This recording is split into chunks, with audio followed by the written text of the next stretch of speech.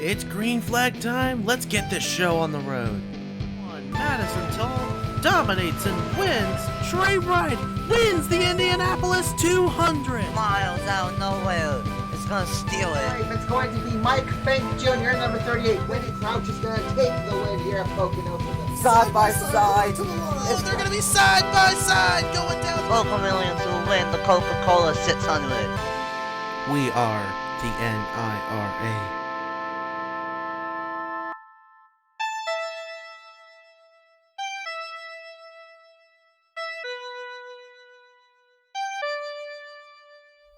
Welcome to Las Vegas Motor Speedway, just outside of Las Vegas, Nevada, for Race 2 of the Scotts Grand National Series, the Farmers Baru Insurance 300.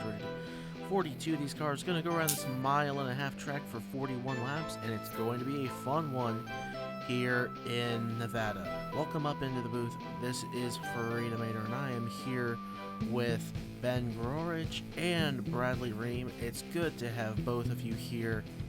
Bradley, I'm going to start with you. You're actually going to be our in-race reporter for this race. You are there in the number 2 for Richard Childress Racing. This track has multiple groups of racing, as you know. We don't really see the outside line come together until a few laps into a run when there's more rubber laid down. So what do you expect from this track and the racing conditions here early on in this one?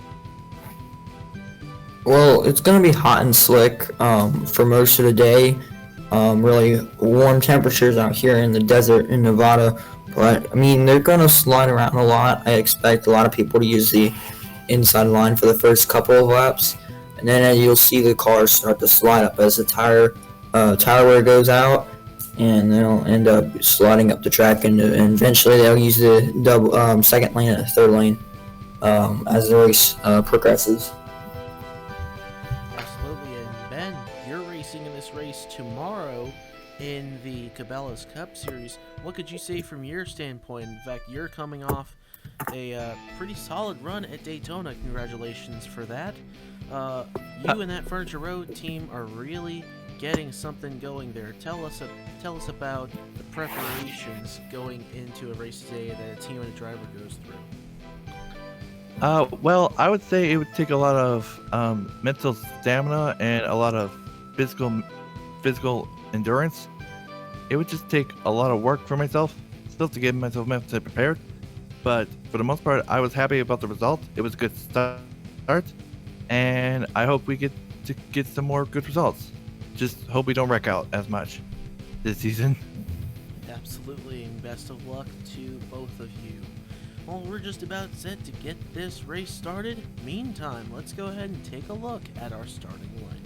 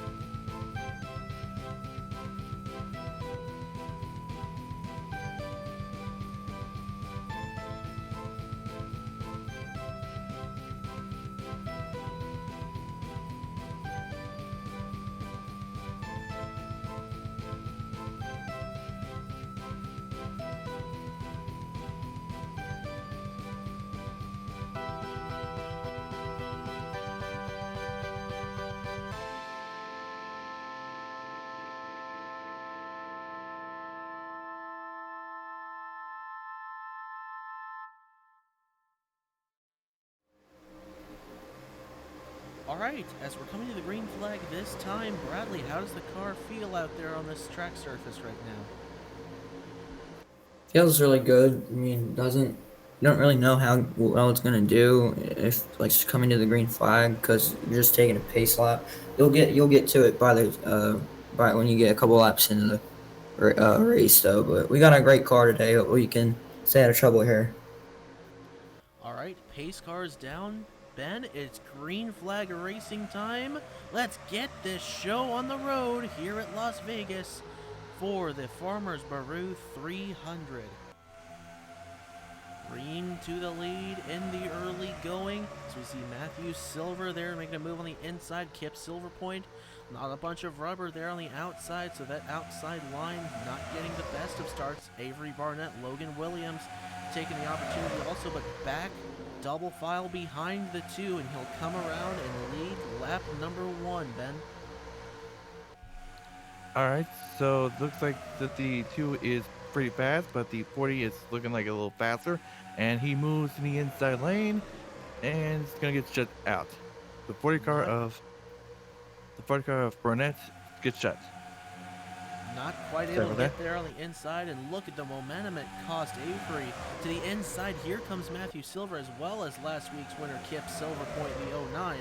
That crazy last lap finish, she was able to navigate through the chaos and win at Daytona. Now being held up by a side-by-side in front of her, Matthew Silver's on the low line underneath Avery Barnett. The more they stay up there, the more rubber that's going to get laid down, and we might see the outside line become the preferred line. It's a huge crossover by the Family Dollar Dodge.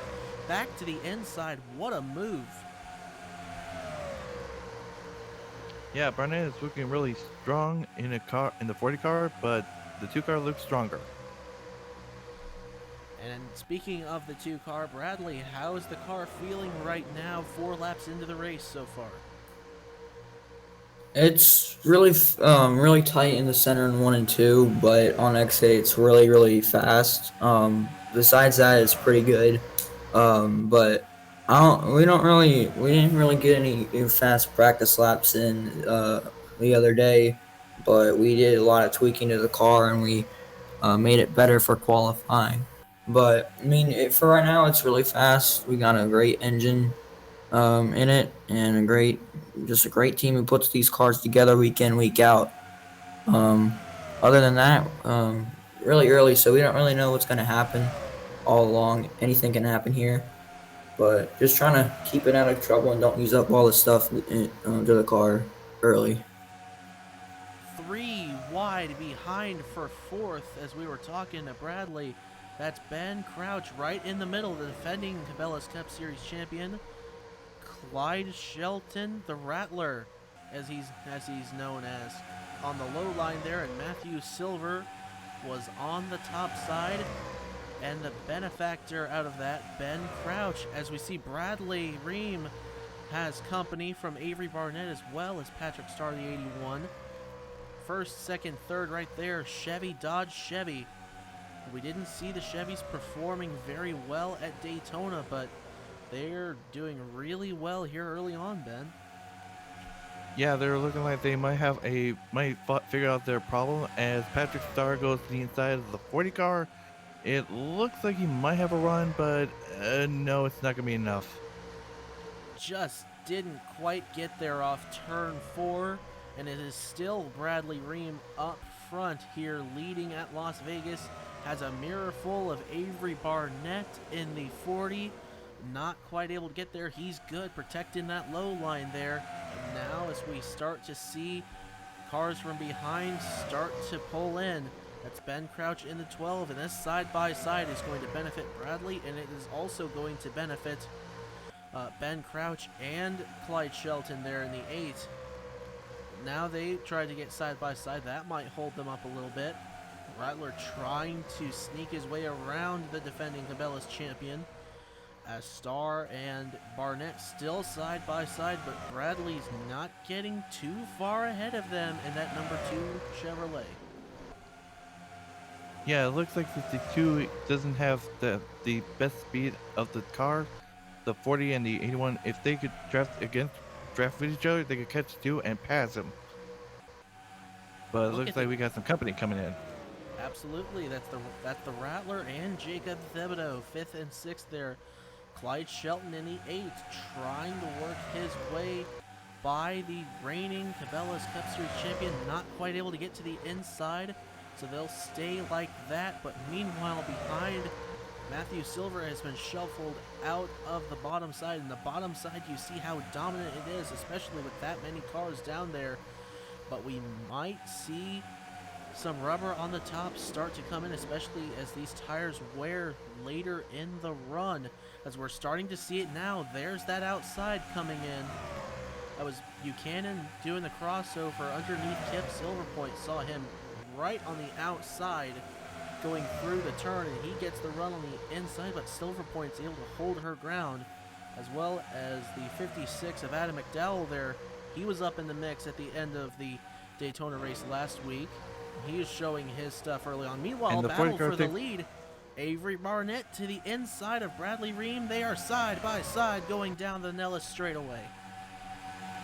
Yeah, it looks like that they took the advice and said, you know what, let's try to form a line and try to pass the two. But it looks like the two just managed to get the run off the outside corner to get back the lead. Bradley, you just had a crazy moment there, but you were able to power back on the outside. How's your car feeling right now? Well, same as a couple laps ago. It's still tight in the corner, 1 and 2. That's why we're losing a lot of time and heading down the backstretch. And 3 and 4, it's mainly a little bit loose, but tight in some parts. It's just really random throughout every lap. It's just different. As you can see, we're trying to hold them off here. It's just really hard when you get tight in the center in 1 and 2, and then have a completely different vantage point in the 3 and 4. But overall, we're happy with the car so far. I don't know if we're gonna have to do pit stops or anything like that, but if we do, we need to make sure we get a clean one of those. But yeah. And we are expecting pit cycles around lap 29 or so. As we see here, the inside Quentin Moore on Logan Williams. That is for 11th on the grid. As well coming in, Kirstine Clark, the 39. The runner-up last week behind Kip Silverpoint, going for the 12th position there on the 32.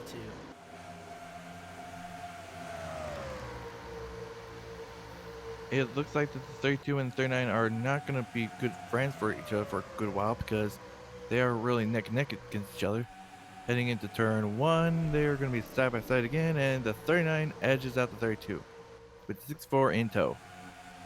Meanwhile, the battle up at the front of the field staying pretty much the same as... No, never mind. Thibodeau tries to get to the inside of Shelton, and he is going to be there off turn number 4. Watch this low side here. Shelton's going to have the run on the top, but watch for turn 1. Thibodeau is there. He's got a chance. They remain pretty much equal through the turns.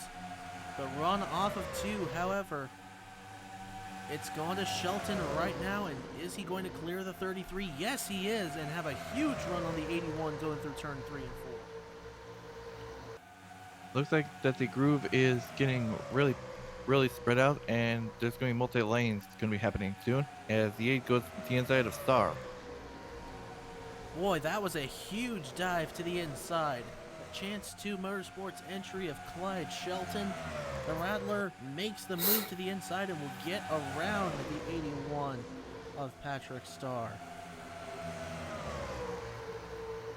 Move into the 3rd position behind Avery Barnett. We also see the 19 of Nathan Buchanan, the Joe Gibbs Racing entry, that number 19 Chevrolet, going underneath the 81 in that Eckridge entry, behind the number 33 Jacob Thibodeau, all traveling at about 180 miles an hour going down this back straightaway.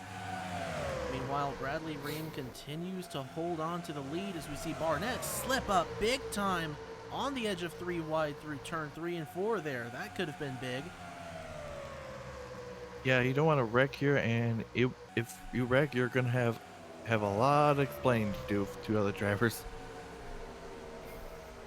And as fast as these cars are going here, you hit here. When you get sideways and hit here, you hit extremely hard. And these cars are topping out about 190 miles an hour going off into the turns and only going about as slow as 179. So these things get sideways and you go up into the wall. That's a very, very sharp turn and a very hard hit to the outside. As we see, there's a lot of side-by-side going on back here. We see a Hannah McDowell up here in the mix, the 14 Navy Dodge, who led a few laps at Daytona the last race. Actually, I think, if I recall, ended up leading the most laps last race at Daytona. Trying to make that outside lane work behind the number 4 of Daniel Bouchard, as well as the 18 just in front of her, that Home Depot entry for Joe Gibbs of Rex Ruiz. Hadn't talked about him very much at the start of this season. I don't think we were able to mention his name at all at Daytona, but up here running in a solid top 25 early on, so a good start for him. Very little as people are able to pass right now on the low line. But they're trying to, as we see back here. This is Audra Baranowskis going to the inside of the 35 of Juan Rodriguez. Saw them get together at Daytona, so they're probably not the best of friends right now. As Baranowskis is going to get by. And Zachary Fitzwater goes underneath the 35 of Rodriguez. And he is going to take that position away from the 35. Or is he? As Rodriguez goes back to the outside. A big dive through turn 3 and 4, but Fitzy is going to get it. What a pretty good move by them. And I want to touch upon Rex Ruiz again. He has 2 sons, Timothy and Xavier. That's an interesting fact, did you know? He is a father and he's running for his 2 children, as they plan on trying to become future drivers themselves.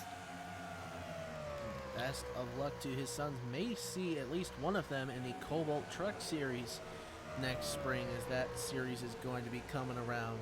I'm unsure whether or not we're going to be using a car set for that, or we're going to be doing customs. We will have to figure that out when it comes closer to time. That'll be around the same time we do DLP IndyCar Series season number 2.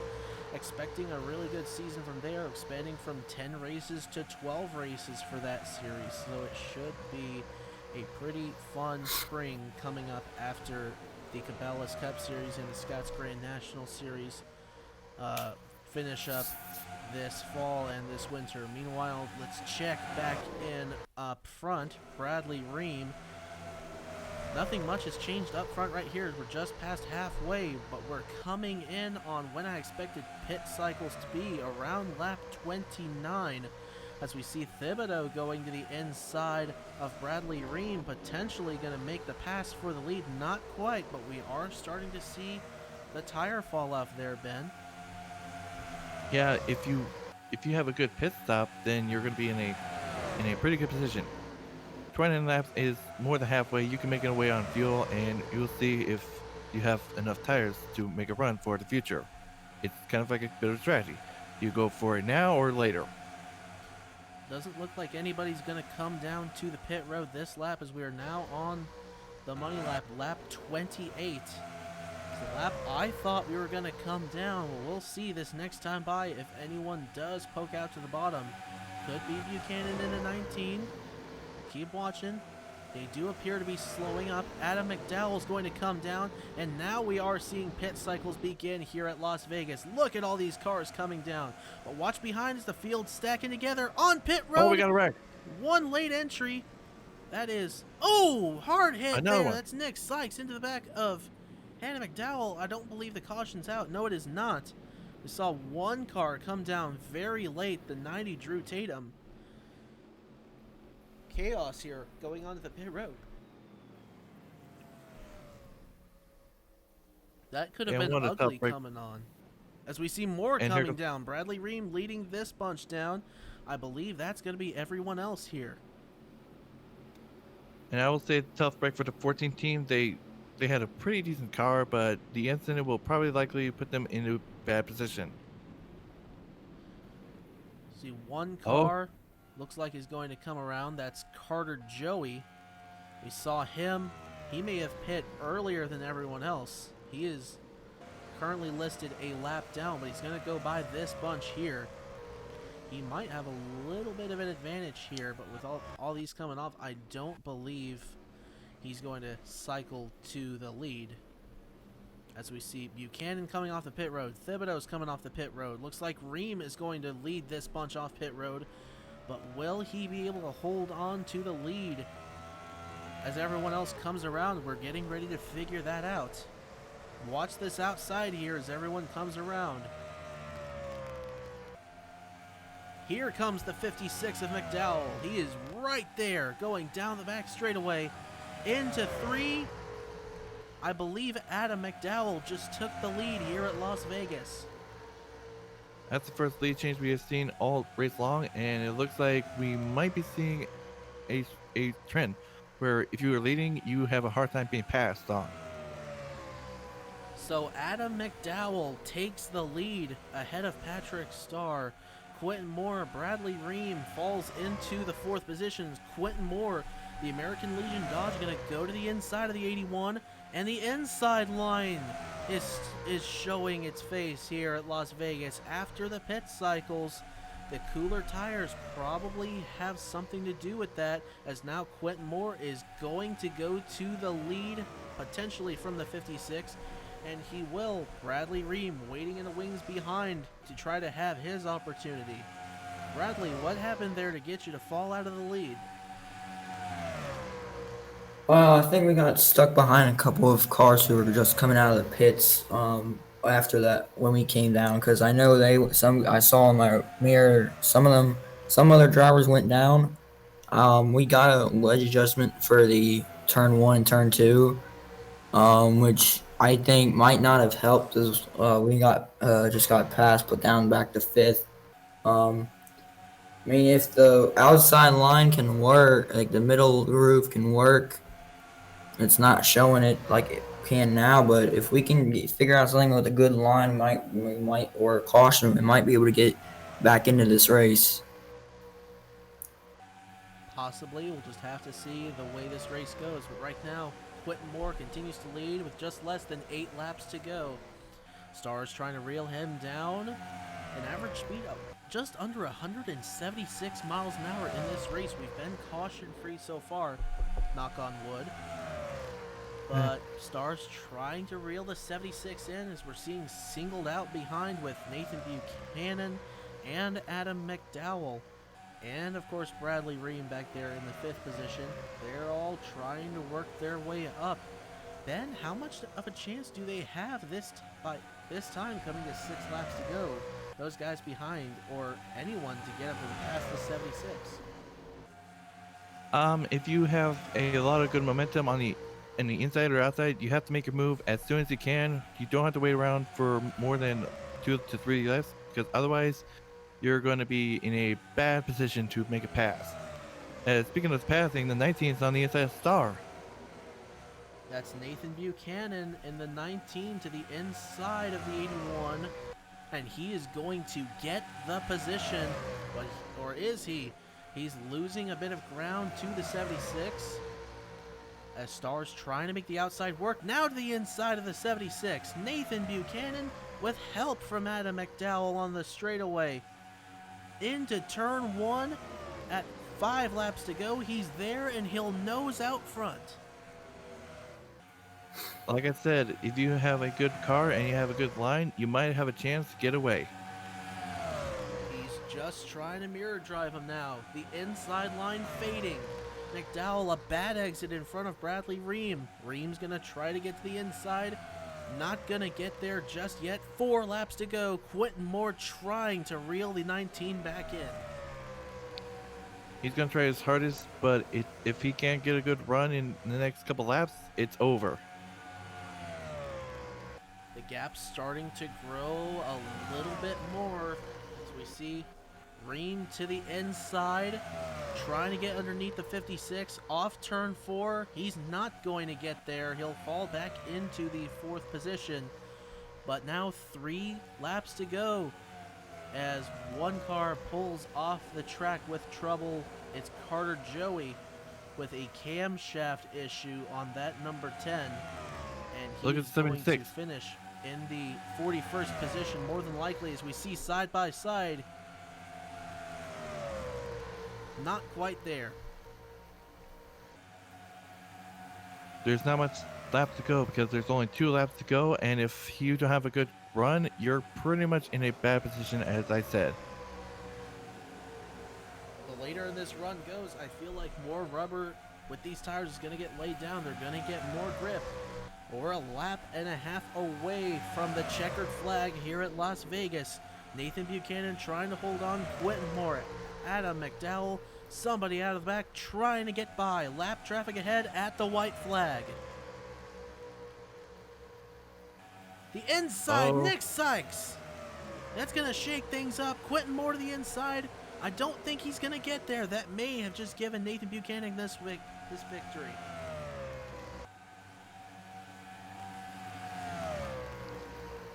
Into turn 3 and 4. A huge lead for the Gibbs, number 19. Nathan Buchanan wins the second race of the Scots Grand National Series, the Farmers Baru 300. Congrats to the 19 team. I heard that Rex Williams was aiming for it, but he was last second decided, you know what? I'll join the 18 team. Boy, is he feeling a little silly now. What a run for the 19. And Bradley Ream, the pole sitter and the dominant car of the day, comes home in the 4th position for that Richard Childress entry. Congrats to Nathan Buchanan. Let's talk to Bradley Ream as he comes down the pit road. Hey Bradley, this is the booth. You got a copy? Yeah, I got a copy. All right, hey, 4th place, man. Congratulations. How did the car feel after that pit cycle there?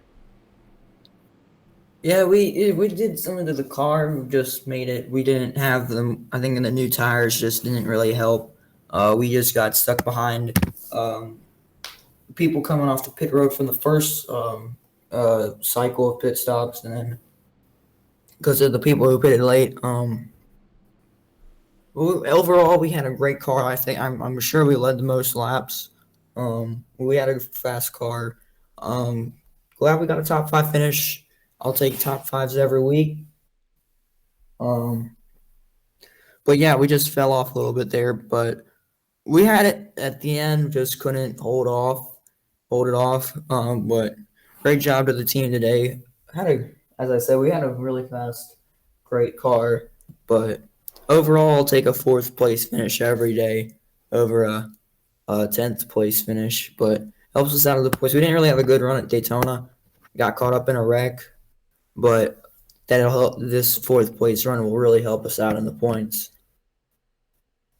And definitely an improvement over Daytona, as you mentioned, getting caught up in the accident. But 4th place, nothing to be upset about there. Here's your final standings. Nathan Buchanan takes the win. Quentin Moore 2nd. Adam McDowell 3rd. Bradley Ream 4th. Patrick Starr finishes up in the top 5. Christian Vargas, Jeremy Baylor, Kip Silverpoint, Jacob Thibodeau, and Eric Monaco round out the top 10. We'll take a look at the rest of your standings there. The only cars that didn't finish on the lead lap were Drew Tatum, Nick Sykes, and Benny Watson, and Carter Joey with a camshaft failure, the only car unable to finish this race. So Ben, any final thoughts, man? It was a very interesting race, but it shows that if you're in the lead, you're gonna have a hard time being passed on. So could this happen next day, tomorrow, in the race? I think it might happen. So it's gonna be an interesting strategy to know about coming into the Cup Series. All right, and the best of luck to you tomorrow with that 78 team. A caution-free race for race number 2 of the Scots Grand National Series. Always good to see that, especially when it is a fantastic race as this was. It was a little difficult to pass early in the run, but once the tire rubber started to lay down, we saw the grooves develop, and it made some awesome side-by-side racing. Awesome battles ensued throughout this race. Up here in the booth, thank you to Ben Burrich for helping with the broadcast, and Bradley Ream for being the in-race reporter for this race. And for those two, I will see y'all at Auto Club. Y'all have a good one.